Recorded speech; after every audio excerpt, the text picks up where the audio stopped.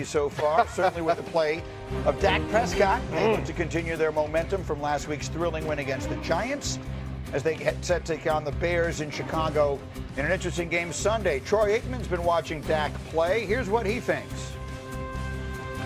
I have been impressed with Dak, certainly week one and what he was able to do. And then this last game, he just, he's always had good energy. He's always had good, body language and all that on the field. But in addition to just how well he's played, I just sense that there's a confidence about him in the way in which he's playing that I don't want to say I haven't seen it before, but I just feel like he's really dialed in.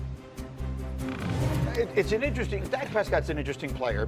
When you're the quarterback of the Cowboys, everything you do is so micro-scrutinized that I think sometimes we overlook the obvious. Like when he's healthy, he plays great and they win. When last seen healthy for an entire season, he was the runner-up for MVP. He's playing great again. And arguably, this is the best weapons he's ever had. And I think the difference is he has an established running back that when he first got in this league, we had a lot of respect for in Denver that kind of fell out of favor. But, Javonte Williams. But also now he has, an answer when you can't, when you double CeeDee Lamb and take him away. Pickens showed up a little bit. He still has to mature. And but Ferguson, he's able to really move the ball. And this isn't a typical brand new head coach, right? Remember, Shotty was the coordinator, so he doesn't have to learn a new offense. So right. It's more nuanced than that. He can get into the minutia, the minute details of growing the package because he was in the same system last year. So the biggest thing for me when it comes to the Dallas Cowboys is their run game.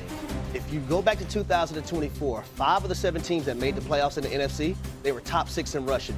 You can't be one-dimensional in this league. You have to be balanced. The Dallas Cowboys right now, currently, they're 11th in rushing. Javonte Williams has really altered things, but also the mindset coming into the season. Hey, we're not just going to throw the football around. We're going to establish the run. We want to push people around, investing into that offensive line. That was their first-round draft pick this year in the 2025 NFL Draft. The run game is making things drastically different, in my opinion, Correct. for the Dallas Cowboys. Because Dak Prescott, from my eyes, he's going to play lights-out football. But now you add another dimension to that offense, and the offense of the Dallas Cowboys are scarier. Yeah, I think it's George Pickens because when you're trying to build a team, it's hard to get 2 corners that are physical enough to match up with CeeDee Lamb. And now on the other side, George Pickens, who has 13 career touchdowns. Look at that catching radius. Well, that was CeeDee Lamb. Yeah. But in the red zone, again, he's already scored a touchdown, but he's created a lot of good matchups for Jake Ferguson as well. So when we talk about Dak playing well, like this play right here, they couldn't do that a year ago. That's why I think Pickens, more than Williams, has been so impactful. Fascinating game. We've seen the stat all week long that the 2 players who've been the NFC Offensive Player of the Week have both played against the Bears. So does that mean that Dak Prescott's going to do that as well? There's another interesting storyline in this game. We've had a lot of revenge games, and here comes another. Yeah, last week it was all about Ben Johnson going back into Detroit. How about Matt Eberflus going into Chicago? Eberflus so unceremoniously fired, and really a punchline in Chicago this whole offseason and how much better Caleb's going to be now that he's finally got a real coaching staff. Eberflus has been the defensive coordinator for the Cowboys in 2 weeks, and they've been lit up in 2 games. I could see Matt Eberflus having a different kind of approach to this game, going up against his former team, and the owners in the front office that blamed him for last year's ineptitude and firing him. I will note this. In his presser, Brian Schottenheimer said there's nothing he would love more than to win that game and to give the game ball to Flus after the game. Not Dak, let's give it to the defensive coordinator who's going to have something ready for Caleb Williams. That's motivation. We won for the Flus. Yeah, we always have that type of protection. Like when you go in there, whether it be the Harry Bowl or the TB Bowl or the Rex Bowl, we always had that. That's just the extra juice. That's the mind tricks of head coaches. Don't fall for that. But they want to look. You're going to make a little bold prediction later this morning about this game, and we're going to get a prediction on the total in a minute here. Without giving away the whole thing, are you expecting fireworks? Historic fireworks. And neither side, are the old Rick Rhineline, Greeny, are the punters even going to be active? Like, this is just 4-down football up and down the field. The big X factor to me is Caleb Williams and what he does. And, we have a tape to show here. What are you seeing? What have you seen in Caleb? When he holds the ball, Greeny, he really struggles. This is an unbelievable statistic. Since he's been in the NFL, this is from Hembo, they are 1-7 when he holds the ball for 3 seconds or longer. Now, look, here's a play against Detroit. Not there, throw it away, run. He's holding the ball, and he makes really bad decisions later in the down. This ball should have been picked off. You can't hold the ball against NFL defenders for 8 seconds. Here's another play. Again, 1 in 7 when he averages 3 seconds or longer. Play's not there, Greeny. His fundamentals break down, and he makes terrible decisions. This is an interception. If you want to be a great quarterback in the NFL, you cannot do that. This is a work in progress, right? Yeah, I mean, it's 2 weeks in, Caleb Williams in this offense with Ben Johnson. Are you encouraged by what you've seen from it so far? So far, yes. Like, he's going to have bumps in the road, and for everyone who's saying that's a boulder. But here's the thing, Mike T. You're talking about a guy who's had 3 play callers in 2 years, 2 head coaches.